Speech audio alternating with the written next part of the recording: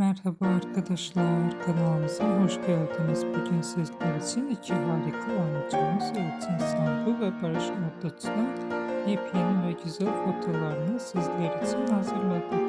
Elçin Sangu ve Barış Arduç çifti Kira Aşk dizisinde rol almış ve herkes tarafından çok beğenilmişti. Herkes onları birbirine yakıştırdıkları için biz de sizler için onların en güzel ve en özel anlarını hazırladık. Bu videoların devamı gelmesini istiyorsanız kanalımıza abone olup yorum yazmayı unutmayın. Herkese teşekkür ederiz.